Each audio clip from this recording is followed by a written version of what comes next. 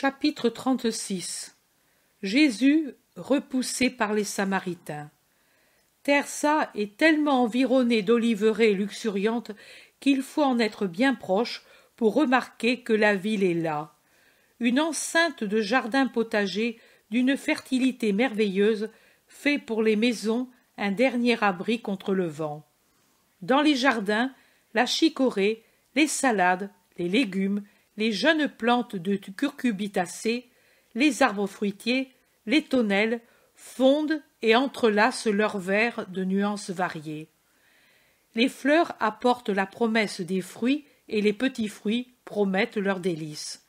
Les petites fleurs de la vigne et celles des oliviers plus précoces pleuvent, au passage d'un petit vent plutôt énergique, et saupoudrent le sol d'une neige blanche-verte. De derrière un rideau de roseaux et de saules qui ont poussé près d'un canal desséché mais au fond encore humide, en entendant le bruit des pas de ceux qui arrivent, émergent les 8 apôtres envoyés en avant précédemment. Ils sont visiblement inquiets et affligés et font signe de s'arrêter. Ils courent en avant. Quand ils sont assez proches pour qu'on puisse les entendre sans qu'ils aient besoin de crier, ils disent « En allez-vous, en allez-vous, en arrière, dans la campagne. On ne peut entrer dans la ville. Pour un peu, ils nous lapideraient. Écartez-vous, là, dans ce bosquet, et nous allons parler. » Ils poussent en arrière dans le fond du canal desséché Jésus, les 3 apôtres, le garçon, les femmes, impatients de s'éloigner sans être vus, et ils disent « Qu'on ne nous voie pas ici. Partons, partons. » Inutilement, Jésus, Jude et les 2 fils de Zébédée cherchent à savoir ce qui est arrivé. Inutilement, ils disent « Mais Judas de Simon, mais Élise !» Les 8 ne veulent rien entendre. Marchant dans le fouillis des tiges et des plantes aquatiques, les pieds lacérés par les joncs, frappés au visage par les saules et les roseaux, glissant sur la vase du fond, s'accrochant aux herbes, s'appuyant au bord, se couvrant de boue, ils s'éloignent ainsi, poussés par derrière par les 8 qui marchent avec la tête presque tournée pour voir si de Tersa il sort quelqu'un à leur poursuite. Mais sur la route, il n'y a que le soleil qui commence le crépuscule et un chien maigre qui erre. Finalement, ils sont près d'un fourré de ronces qui sert de limite à une propriété. Derrière le fourré, un champ de lin dont le vent fait onduler les hautes tiges qui commencent à sortir leurs fleurs de couleur bleu ciel. Là, là-dedans, en restant assis, personne ne nous verra, et à la tombée de la nuit, nous partirons, dit Pierre en essuyant sa sueur. Où? Demande Jude d'Alphée. Nous avons les femmes. Nous irons n'importe où. Du reste, les prés sont pleins de foin coupé. Cela fera un lit. Pour les femmes, nous ferons des tentes avec nos manteaux et nous veillerons. Barthélemy, encore hors d'haleine, dit « Oui, il suffit de ne pas être vu et de descendre à l'aube vers le Jourdain. Tu avais raison, maître, de ne pas vouloir la route de Samarie. Pour nous qui sommes pauvres, il vaut mieux les voleurs que les Samaritains. » Le Thaddée dit « Mais qu'est-il arrivé, en somme? C'est Judas qui a fait quelque… » Thomas l'interrompt. « Judas a reçu certainement des coups. J'en suis fâché pour Élise. »« Tu as vu Judas? » ?»« Moi, non, mais il est facile d'être prophète. S'il s'est dit ton apôtre, certainement il a été frappé. Maître, ils ne veulent pas de toi. »« Oui, ils se sont tous révoltés contre toi. Ce sont de vrais Samaritains. » Ils parlent tous ensemble. Jésus impose le silence à tous et il dit « Qu'un seul parle, toi, Simon le Zélote, qui est le plus calme. » Seigneur, c'est vite dit. Nous sommes entrés dans la ville et personne ne nous a dérangés tant qu'ils n'ont pas su qui nous sommes. tant qu'ils ont cru que nous étions des pèlerins de passage. Mais nous avons demandé, il fallait bien le faire, si un homme jeune, grand, brun, vêtu de rouge et avec un talet à bandes rouges et blanches, accompagné d'une femme âgée, maigre, avec des cheveux plutôt blancs que noirs et un vêtement gris très foncé, était entré dans la ville, et s'ils avaient cherché le maître galiléen et ses compagnons. Alors ils se sont fâchés tout de suite. Peut-être nous n'aurions pas dû parler de toi. Nous nous sommes certainement trompés, mais dans les autres endroits, nous avions été accueillis si bien que... Je ne comprends pas ce qui est arrivé. Ils semblaient des vipères, ceux qui, il y a seulement 3 jours, étaient respectueux avec toi. Le Thaddée l'interrompt. Travail de juif. Simon le Zélote reprend. Je ne crois pas. Je ne le crois pas à cause des reproches qu'ils nous ont faits et de leurs menaces. Moi, je crois, ou plutôt je suis sûr, nous sommes sûrs que la cause de la colère des Samaritains, c'est que Jésus a repoussé leur offre de protection. Il criait « Partez, partez, vous et votre maître. Il veut aller adorer sur le Moria. Qu'il y aille et qu'il meure, lui et tous les siens. Il n'y a pas de place parmi nous pour ceux qui ne nous considèrent pas comme amis, mais seulement comme des serviteurs. Nous ne voulons pas d'autres ennuis, si ce n'est pas compensé par le profit. Des pierres au lieu de pain pour le Galiléen, les chiens pour l'attaquer au lieu de maisons pour l'accueillir. » Ainsi parlaient-ils, et ils en disaient davantage. Et comme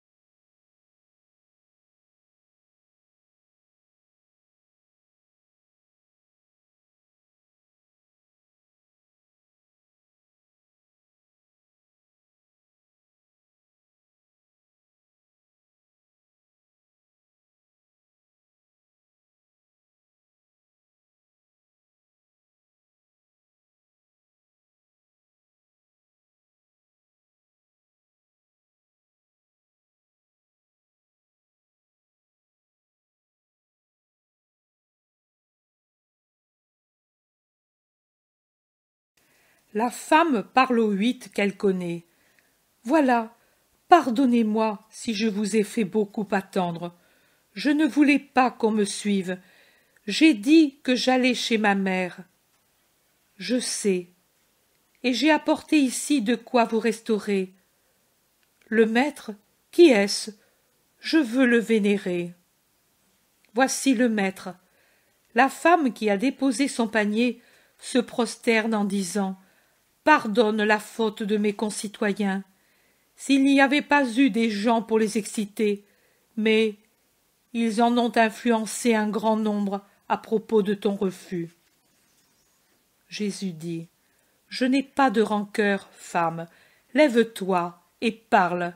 As-tu des nouvelles de mon apôtre et de la femme qui était avec lui? » « Oui, chassés comme des chiens, ils sont en dehors de la ville, de l'autre côté, attendant qu'il fasse nuit. Ils voulaient revenir vers Hénon pour te chercher. Ils voulaient venir ici, sachant que leurs compagnons y étaient. J'ai dit que non, qu'ils ne le fassent pas, qu'ils restent tranquilles et que je vous conduirai vers eux, et je le ferai dès le crépuscule. Par un heureux hasard, mon époux est absent, et je suis libre de quitter la maison. Je vous conduirai chez une de mes sœurs mariée sur les terres de la plaine. Vous dormirez là sans dire qui vous êtes, pas à cause de Méro, mais à cause des hommes qui sont avec elle. Ce ne sont pas des Samaritains, ils sont de la Décapole, établis ici, mais il vaut mieux. Que Dieu te récompense. Les 2 disciples ont-ils été blessés? L'homme un peu, la femme pas du tout, et certainement le Très-Haut l'a protégée, car elle, fièrement, a protégé son fils de sa personne quand les habitants ont pris des pierres. Oh, quelle femme courageuse! Elle criait « C'est ainsi que vous frappez quelqu'un qui ne vous a pas offensé? Et vous ne me respectez pas, moi qui le défends et qui suis mère? N'avez-vous pas de mère, vous tous, qui ne respectez pas quelqu'une qui a engendré? Êtes-vous nés d'une louve, ou bien vous êtes-vous fait de boue et de fumier? » Et elle regardait les agresseurs en tenant son manteau ouvert pour défendre l'homme, et pendant ce temps, elle reculait en le poussant hors de la ville. Et maintenant encore, elle le réconforte en disant « Que le Très-Haut veuille, ô mon Judas, faire de ce sang répandu pour le Maître un baume pour ton cœur. Mais il est peu blessé, l'homme a peut-être plus de peur que de mal. Mais maintenant, prenez et mangez. Pour les femmes, il y a du lait qu'on vient de traire et du pain avec du fromage et des fruits. Je n'ai pas pu cuire de la viande, j'aurais trop tardé. Ici, il y a du vin pour les hommes. Mangez pendant que le soir descend, puis, par des chemins sûrs, nous irons trouver les 2, et ensuite chez Mérode. » « Que Dieu te récompense encore, » dit Jésus, et il offre et distribue la nourriture en mettant de côté 2 parts pour ceux qui sont éloignés. « Non, non, j'ai pensé à eux, et leur ai porté sous mes vêtements des œufs et du pain, avec un peu de vin et d'huile pour les blessures. Mangez pendant que je surveille la route. » Ils mangent, mais l'indignation dévore les hommes, et les femmes accablées sont nonchalantes. Toutes, sauf Marie de Magdala. Ce qui effraie et humilie les autres a toujours pour elle l'effet d'une liqueur qui excite les nerfs, et son courage. Les yeux lancent des éclairs vers la ville hostile. Seule la présence de Jésus, qui a déjà dit de ne pas avoir de rancœur, retient des paroles méprisantes. Ne pouvant parler ni agir, elle déverse sa colère sur le pain innocent qu'elle mord d'une manière tellement significative que le zélote ne peut se retenir de lui dire en souriant « Heureusement pour les gens de Tersa qu'ils ne peuvent tomber entre tes mains. Tu ressembles à un fauve enchaîné, Marie. » « J'en suis un, tu as vu juste, et aux yeux de Dieu, j'ai plus de mérite de me retenir d'entrer là-bas, comme il le mérite, que pour tout ce que j'ai fait jusqu'ici pour expier. Brave Marie, Dieu t'a pardonné des fautes plus grandes que la leur. C'est vrai, eux t'ont offensé, toi mon Dieu, une fois, et suggestionné par autrui. et moi, de nombreuses fois, et par ma propre volonté, et je ne puis être intransigeante ni orgueilleuse. Elle rebaisse les yeux sur son pain, sur lequel tombent 2 larmes. Marthe lui met la main sur les genoux en lui disant à voix basse: « Dieu t'a pardonné, ne te mortifie plus. Rappelle-toi ce que tu as eu, notre Lazare. » « Je ne me mortifie pas, c'est de la reconnaissance, c'est de l'émotion, et la constatation que je n'ai pas encore cette miséricorde que j'ai si largement reçue. Pardonne-moi, Rabboni, dit-elle en levant ses yeux splendides auxquels l'humilité a rendu leur douceur. Jésus dit: On ne refuse jamais le pardon à qui est humble de cœur, Marie. Le soir descend en teintant l'air d'une nuance délicate de violet. Les choses un peu éloignées se confondent. Les tiges de lin, dont la grâce était si visible, se fondent à présent en une masse sombre. Les oiseaux se taisent dans les feuillages. La première étoile s'allume. La première cigale fait retentir son crissement dans l'air. C'est le soir. La femme dit en soupirant: « Nous pouvons aller. Ici, dans les champs, on ne nous verra pas. Venez avec assurance, je ne vous trahis pas. Je ne le fais pas pour en tirer profit. Je demande seulement au ciel la pitié, car de pitié, nous en avons tous besoin. » Ils se lèvent, ils la suivent. Ils passent au large de Tersa, au milieu des champs et des jardins déjà obscurs, mais pas assez loin pour ne pas voir les hommes autour des feux au point de départ des routes. Matthieu dit: « Ils nous guettent. »« Maudit !» siffle Philippe entre ses dents. Pierre ne parle pas, mais il agite ses bras vers le ciel dans un appel ou une protestation muette. Mais Jacques et Jean de Zébédée, qui se sont parlé sans arrêt là-bas, un peu en avant des autres, reviennent sur leurs pas pour dire: « Maître, si toi, à cause de la perfection de ton amour, tu ne veux pas recourir au châtiment, veux-tu que nous le fassions? Veux-tu que nous disions au feu du ciel de descendre et de consumer ces pécheurs? Tu nous as dit que nous pouvions tout ce que nous demandions avec foi, et... » Jésus, qui marchait un peu penché, comme s'il était fatigué, se redresse brusquement et les foudroie de 2 regards qui étincellent à la lumière de la lune. Les 2 reculent en silence, effrayés devant ce regard. Jésus, en les fixant toujours ainsi, leur dit: « Vous ne savez pas de quel esprit vous êtes. Le Fils de l'homme n'est pas venu pour perdre les âmes, mais pour les sauver. Vous ne vous rappelez pas ce que je vous ai dit? J'ai dit dans la parabole du bon grain et de l'ivraie: pour l'instant, laissez le bon grain et l'ivraie croître ensemble, car, à vouloir les séparer maintenant, vous risqueriez d'arracher le bon grain avec l'ivraie. Laissez-les donc jusqu'à la moisson.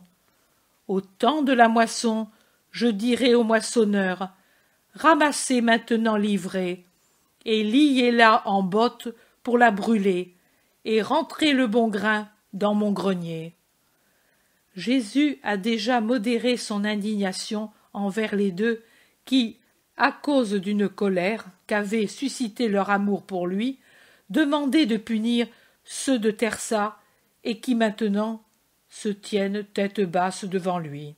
Il les prend par le coude, l'un à droite, l'autre à gauche, et se remet en route en les conduisant ainsi, et en parlant à tous qui s'étaient serrés autour de lui quand il s'était arrêté. « En vérité, je vous dis que le temps de la moisson est proche, ma première moisson, et pour beaucoup, il n'y en aura pas une seconde. Mais louons-en le Très-Haut. Certains qui, dans mon temps, n'ont pas su devenir épis de bon grain, après la purification du sacrifice pascal, renaîtront avec une âme nouvelle. Jusqu'à ce jour, je ne m'acharnerai contre personne. Après, ce sera la justice. Pierre demande: après la Pâque? Non, après le temps. Je ne parle pas de ces hommes de maintenant, je regarde les siècles futurs. L'homme ne cesse de se renouveler comme les moissons dans les champs, et les récoltes se suivent. Et moi je laisserai ce qu'il faut pour que ceux qui viendront à l'avenir puissent se faire bon grain. S'ils ne le veulent pas, à la fin du monde, mes anges sépareront l'ivraie du bon grain. Alors ce sera le jour éternel de Dieu seul. Pour l'instant, dans le monde, c'est le jour de Dieu et de Satan. Le premier semant le bien, le second jetant parmi les semences de Dieu son ivraie de damnation, ses scandales, ses iniquités, ses semences qui font naître l'iniquité et les scandales. Car toujours il y aura des gens pour exciter contre Dieu, comme ici, avec ceux-ci qui, en vérité, sont moins coupables que ceux qui les poussent au mal. Matthieu demande: Maître, chaque année, on se purifie à la Pâque des Azymes, mais toujours on reste ce qu'on était. Est-ce que peut-être ce sera différent cette année? Très différent. Pourquoi? Explique-nous. Demain, ou quand nous serons en route et que Judas de Simon sera avec nous, je vous le dirai. Jean dit: Oh oui, tu nous le diras, et nous nous rendrons meilleurs. En attendant, pardonne-nous, Jésus. Je vous ai bien appelé par votre vrai nom, mais le tonnerre ne fait pas de mal. La foudre, oui, peut tuer. Pourtant, souvent le tonnerre annonce la foudre. Ainsi en arrive-t-il à celui qui n'enlève pas de son esprit tout désordre contre l'amour. Aujourd'hui, il demande de pouvoir punir. Demain, il punit sans demander. Après-demain, il punit même sans raison. Il est facile de descendre. Aussi, je vous dis de vous dépouiller de toute dureté de cœur envers votre prochain. Faites comme je fais, et vous serez sûr de ne pas vous tromper. M'avez-vous peut-être jamais vu me venger de quelqu'un qui m'afflige? Non, maître, Maître, nous sommes ici, Élise et moi. Oh, maître, quel souci pour toi, et quelle peur de mourir, dit Judas de Kériote en débouchant de derrière des rangs de vignes et en courant vers Jésus. Une bande lui entoure le front. Élise, plus calme, le suit. Tu as souffert? Tu as craint de mourir? La vie t'est-elle tellement chère? Demande Jésus en se dégageant de Judas, qui l'embrasse et pleure. Pas la vie, je craignais Dieu. Mourir sans ton pardon, je ne cesse pas de t'offenser. J'offense tout le monde, même elle. Et elle m'a répondu en me servant de mère. Je me suis senti coupable, et j'ai craint la mort. Ô crainte salutaire, si elle peut te rendre saint. Mais moi, je te pardonne, toujours, tu le sais. Il suffit que tu aies la volonté de te repentir. Et toi, Élise, as-tu pardonné? C'est un grand enfant déchaîné, je sais être indulgente. Tu as été courageuse, Élise, je le sais. Si elle n'avait pas été là, je ne sais pas si je t'aurais revue, maître. Tu vois donc que ce n'est pas par haine, mais par amour qu'elle était restée près de toi. N'as-tu pas été blessée, Élise? Non, maître, les pierres tombaient tout autour de moi sans me blesser, mais mon cœur a été très angoissé en pensant à toi. Tout est fini désormais.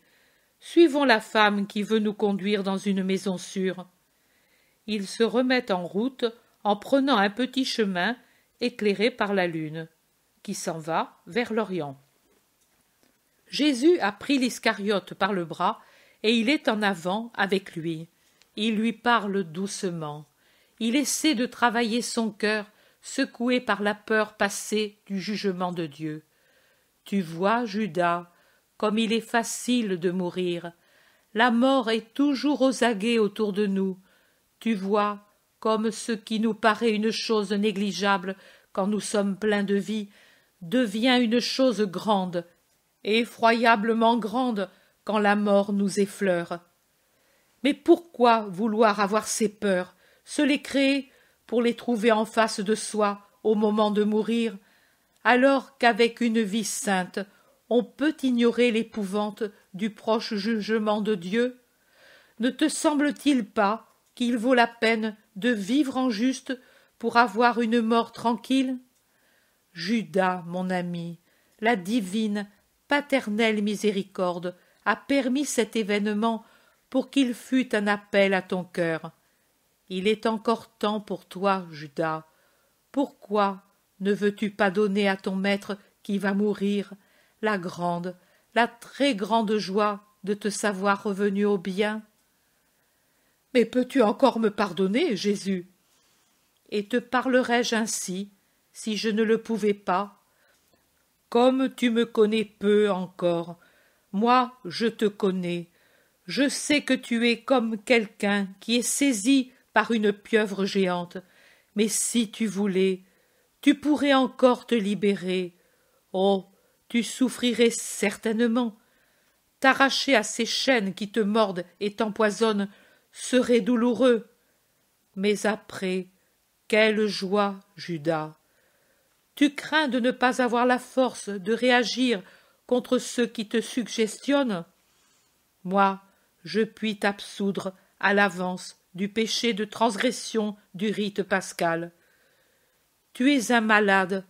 Pour les malades, la Pâque n'est pas obligatoire. Personne n'est plus malade que toi. Tu es comme un lépreux. Les lépreux ne montent pas à Jérusalem tant qu'ils sont tels. Crois, Judas, que de comparaître devant le Seigneur avec un esprit immonde tel que le tien, ce n'est pas l'honorer, mais l'offenser. Il faut d'abord... Pourquoi alors ne me purifies-tu pas et ne me guéris-tu pas? Demande Judas, déjà dur, récalcitrant. Je ne te guéris pas. Quand quelqu'un est malade, il cherche à se guérir par lui-même, à moins que ce ne soit un tout petit ou un sot qui ne sait pas vouloir. Traite-moi comme de telles personnes, traite-moi en sot et pourvois, toi-même à mon propre insu. Ce ne serait pas juste, parce que tu peux vouloir. Tu sais ce qui est bien et ce qui est mal pour toi, et il ne servirait à rien que je te guérisse sans ta volonté de rester guéri. Donne-la-moi aussi. Te la donner, t'imposer alors une volonté bonne, et ton libre arbitre, que deviendrait-il alors? Que serait ton moi d'homme, de créature libre? Succube? Comme je suis succube de Satan, je pourrais l'être de Dieu. Comme tu me blesses, Judas, comme tu transperces mon cœur, mais pour ce que tu me fais, je te pardonne. Succube de Satan, as-tu dit? Moi, je ne disais pas cette chose redoutable. Judas réplique. Mais tu l'as pensée, parce qu'elle est vraie, et que tu la connais. S'il est vrai que tu lis dans les cœurs des hommes, s'il en est ainsi, tu sais que je ne suis plus libre de moi. Il m'a pris et... Non, il s'est approché de toi, en te tentant, en t'essayant, et tu l'as accueilli. Il n'y a pas de possession s'il n'y a pas au début une adhésion à quelque tentation satanique. le serpent insinue sa tête entre les barreaux serrés mis pour défendre les cœurs, mais il n'entrerait pas si l'homme ne lui élargissait pas un passage pour admirer son aspect séducteur, pour l'écouter, pour le suivre. Alors seulement l'homme devient succube, possédé, mais parce qu'il le veut. Dieu aussi flèche des cieux les lumières très douces de son paternel amour, et ces lumières pénètrent en nous. Ou plutôt, Dieu, à qui tout est possible, descend dans le cœur des hommes. C'est son droit. Pourquoi, alors, l'homme qui sait qu'il devient esclave, succube de l'horrible, ne sait-il pas se rendre serviteur de Dieu, ou plutôt fils de Dieu? Et pourquoi chasse-t-il son Père très saint? Tu ne me réponds pas? Tu ne me dis pas pourquoi tu as préféré Satan à Dieu? Pourquoi tu as voulu Satan? Mais il serait encore temps pour te sauver. Tu sais que je vais à la mort. Personne ne le sait comme toi. Je ne refuse pas de mourir. Je vais à la mort, parce que ma mort sera la vie pour tant d'hommes. Pourquoi ne veux-tu pas être de ceux-ci? Est-ce que ce sera pour toi seulement, mon ami, mon pauvre ami malade, que ma mort sera inutile? Elle sera inutile pour tant de gens, ne te fais pas d'illusions. Tu ferais mieux de fuir et de vivre loin d'ici, de jouir de la vie, d'enseigner ta doctrine, car elle est bonne, mais ne pas te sacrifier. Enseigner ma doctrine. Mais qu'est-ce que j'enseignerais désormais de vrai si je faisais le contraire de ce que j'enseigne? Quel maître serais-je si je prêchais l'obéissance à la volonté de Dieu et ne la faisais pas? L'amour des hommes, et qu'ensuite je ne les aimais pas? Le renoncement à la chair et au monde, et qu'ensuite j'aimais ma chair et les honneurs du monde, le refus de donner le scandale, et qu'ensuite je scandalisais non seulement les hommes, mais les anges? C'est Satan qui parle par toi en ce moment, comme il a parlé à Éphraïm, comme tant de fois il a parlé et agi par ton intermédiaire, pour me troubler. Je les reconnais toutes ces actions de Satan, accomplies grâce à toi, et je ne t'ai pas haï, je n'ai pas éprouvé de lassitude de toi, mais seulement de la peine, une peine infinie, comme une mère qui suit les progrès d'un mal qui amène son fils à la mort. J'ai observé la progression du mal en toi, comme un père qui ne regrette rien pourvu qu'il trouve des remèdes pour son fils malade. Moi, je n'ai rien épargné pour te sauver. J'ai surmonté les répugnances, les indignations, les amertumes, les découragements. Comme un père et une mère désolés, désillusionnés de toute puissance terrestre, se tournent vers le ciel pour obtenir la vie d'un fils. Ainsi, j'ai gémi, et je gémis pour implorer un miracle qui te sauve, te sauve, te sauve sur le bord de l'abîme qui déjà s'ouvre sous tes pieds. Judas, regarde-moi. Sous peu mon sang sera répandu pour les péchés des hommes. Il ne m'en restera pas une goutte. Le boiron, la terre, les pierres, les herbes, les vêtements de mes persécuteurs et les miens, le bois, le fer, les cordes, les épines du Nabaka, et le boiron, les esprits qui attendent le salut. Est-ce que toi seul, tu ne veux pas le boire? Moi, pour toi seul, je donnerai tout le sang que j'ai. Tu es mon ami, comme on meurt volontiers pour l'ami, pour le sauver. On dit, je meurs, mais je continuerai de vivre dans l'ami auquel j'ai donné la vie. Comme une mère, comme un père, qui continuent de vivre dans leur descendance, même après qu'ils se sont éteints. Judas, Moi, je t'en supplie. Je ne demande rien d'autre en cette veille de ma mort. Aux condamnés, les juges eux-mêmes, même les ennemis, accordent une ultime grâce, exaucent le dernier désir. Moi, je te demande de ne pas te damner. Je ne le demande pas tant au ciel qu'à toi, à ta volonté. Pense à ta mère, Judas. Que sera ta mère ensuite? Que sera le nom de ta famille? Je fais appel à ton orgueil. Il est plus fier que jamais pour te défendre contre ton déshonneur. Ne te déshonore pas, Judas. Réfléchis. Les années passeront, et les siècles, les royaumes et les empires tomberont, les étoiles perdront leur éclat, la configuration de la terre changera, et tu seras toujours Judas, comme Caïn est toujours Caïn, si tu persistes dans ton péché. Les siècles auront une fin, et il restera seulement le paradis et l'enfer. Dans le paradis et dans l'enfer, pour les hommes ressuscités et accueillis, âmes et corps, pour l'éternité, là où il est juste qu'il soit, tu seras toujours Judas, le maudit, le plus grand coupable, si tu ne te repens pas. Je descendrai pour libérer les esprits des limbes, je les tirerai en foule du purgatoire. Et toi, je ne pourrai t'attirer où je suis. Judas, je vais mourir, j'y vais heureux, car elle est venue l'heure que j'attendais depuis des millénaires, l'heure de réunir les hommes à leur Père.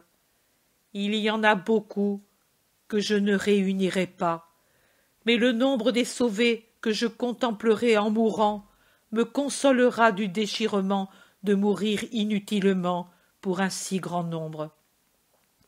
Mais c'est moi qui te le dis, il sera terrible de te voir parmi ces derniers, toi, mon apôtre, mon ami. Ne me donne pas cette inhumaine douleur. Je veux te sauver, Judas, te sauver. Regarde, nous descendons au fleuve.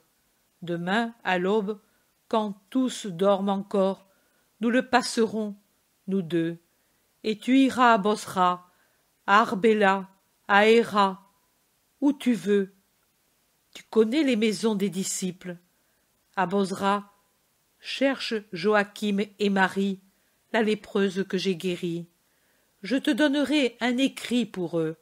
Je dirai que pour ta santé, il te faut un repos tranquille dans un air différent. Et c'est la vérité, malheureusement, puisque tu as l'esprit malade, et l'air de Jérusalem te serait mortel. Mais eux croiront qu'il s'agit de ton corps. Tu resteras là jusqu'à ce que je vienne t'en tirer. À tes compagnons, moi j'y penserai. Mais ne viens pas à Jérusalem, tu vois, je n'ai pas voulu des femmes, sauf des plus courageuses parmi elles, et celles qui, par leur droit de mère, doivent être près de leurs enfants. La mienne aussi? Non, Marie ne sera pas à Jérusalem. C'est la mère d'un apôtre, elle aussi, et elle t'a toujours honoré.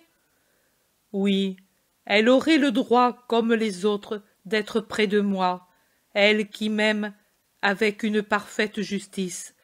Mais c'est justement pour cela qu'elle n'y sera pas, parce que je lui ai dit de ne pas y être, et elle sait obéir.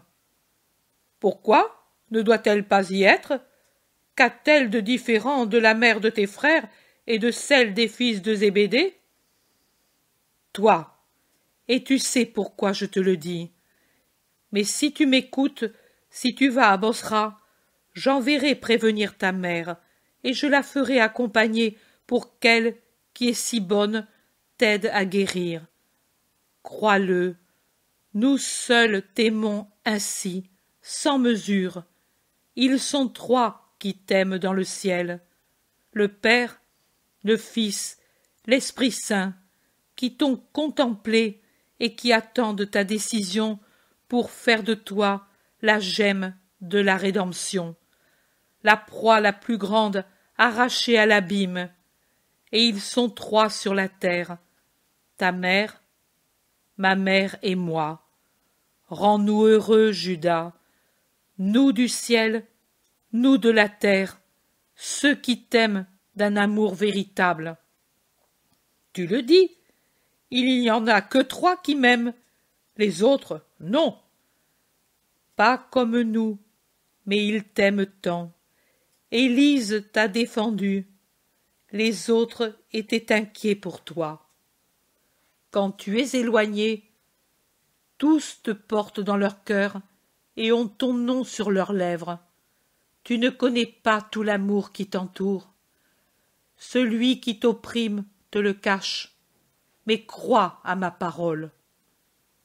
Judas dit, je te crois, et je chercherai à te satisfaire, mais je veux agir de moi-même. C'est de moi-même que j'ai erré, c'est de moi-même que je dois guérir du mal. Il n'y a que Dieu qui puisse agir de lui-même. Cette pensée est de l'orgueil. Dans l'orgueil se trouve encore Satan. Sois humble, Judas. Prends cette main qui t'offre son amitié. Réfugie-toi sur ce cœur qui s'ouvre pour te protéger.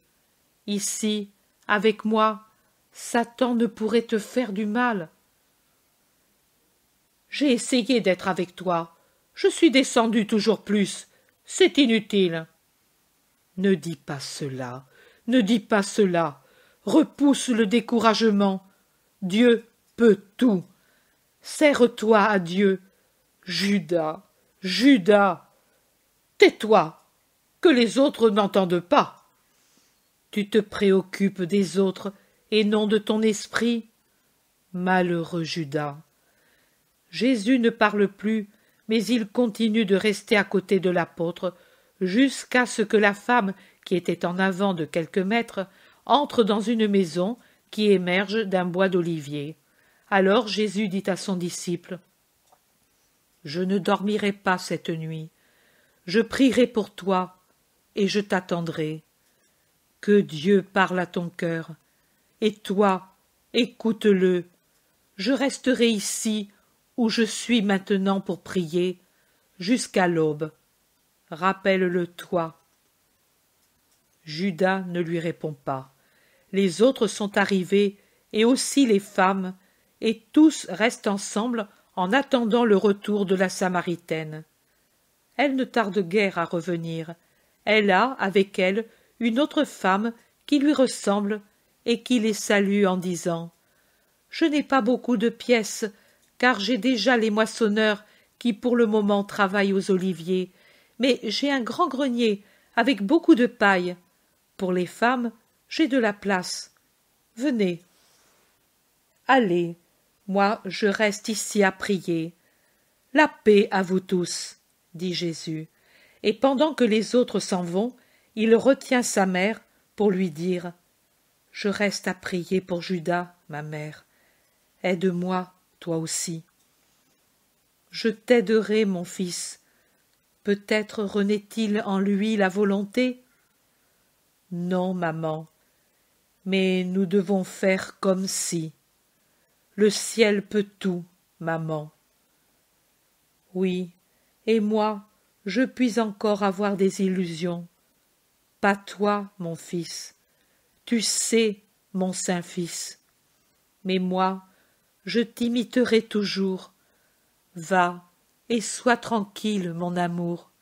Même quand tu ne pourras plus lui parler parce qu'il te fuira, j'essaierai de te l'amener. Que seulement le Père très saint écoute ma souffrance. Me laisses-tu prier avec toi, Jésus? Nous prierons ensemble, et ce sera autant d'heures pour te posséder pour moi seule. Reste, maman, je t'attends ici. Marie s'en va rapidement et revient de même. Ils s'assoient sur leurs sacs au pied des oliviers. Dans le grand silence, on entend le bruissement du fleuve peu éloigné, et le chant des cigales semble puissant dans le grand silence de la nuit. Puis, c'est le chant des rossignols. Une chouette rit et un petit duc pleure. Les étoiles se déplacent lentement dans le firmament où elles sont reines, maintenant que la lune qui est couchée ne les offusque plus. Puis un coq rompt l'air tranquille de son cri vibrant. Beaucoup plus loin, à peine perceptible, un autre coq lui répond. Puis, de nouveau, le silence rompu par un arpège de gouttes qui tombent des tuiles d'une maison toute proche sur le pavé qui l'entoure. Et puis, un nouveau bruissement dans les feuillages, comme s'il secouait l'humidité de la nuit, et un cri isolé d'un oiseau qui se réveille, et en même temps un changement dans le ciel, un retour de la lumière. C'est l'aube, et Judas n'est pas venu. Jésus regarde sa mère, blanche comme un lys contre l'olivier sombre, et il lui dit « Nous avons prié, mère. Notre prière, Dieu s'en servira. » « Oui, mon fils, tu es pâle comme la mort. Vraiment, toute ta vitalité s'est exhalée pendant cette nuit pour presser sur les portes des cieux et sur les décrets de Dieu. Toi aussi tu es pâle, mère, grande est ta fatigue, grande est ma douleur à cause de ta douleur. La porte de la maison s'ouvre avec précaution. Jésus tressaille, mais ce n'est que la femme qui les a conduits qui sort sans faire de bruit. Jésus soupire. J'ai espéré que j'avais pu me tromper. La femme s'avance avec son panier vide. Elle voit Jésus, elle le salue et allait continuer, mais lui l'appelle et lui dit « Que le Seigneur te récompense pour tout. Je voudrais pourtant, mais je n'ai rien avec moi. » « Je ne voudrais rien, Rabbi, aucune compensation. Mais si je ne veux pas d'argent, il y a une chose que je voudrais pourtant, et celle-là, tu peux me la donner. » « Quoi, femme, que change le cœur de mon époux? Et cela, tu peux le faire parce que tu es vraiment le Saint de Dieu. Va en paix, il te sera fait comme tu le demandes. Adieu. » La femme s'en va rapidement vers sa maison qui doit être bien triste. Marie commente « Une autre malheureuse. C'est pour cela qu'elle est bonne. » Se montre depuis le grenier la tête ébouriffée de Pierre et derrière elle le visage lumineux de Jean, et puis le profil sévère du Thaddée et le visage brunâtre du Zélote et le visage maigre du jeune Benjamin. Ils sont tous réveillés. Voici que de la maison sort, la première de toutes, Marie de Magdala, et derrière Nic, et puis les autres. Toutes sont réunies, et la femme qui leur a donné l'hospitalité apporte une seille de lait encore écumeux. Alors apparaît l'Iscariote. Il n'a plus sa bande, mais le bleu du cou qu'il a reçu lui colore la moitié du front, et l'œil est encore plus sombre dans le cercle violâtre. Jésus le regarde. Judas regarde Jésus, et puis tourne la tête ailleurs. Jésus lui dit « Achète à la femme ce qu'elle peut nous fournir. Nous allons en avant. Rejoins-nous. » Et réellement, Jésus s'éloigne après avoir salué la femme. Tous le suivent.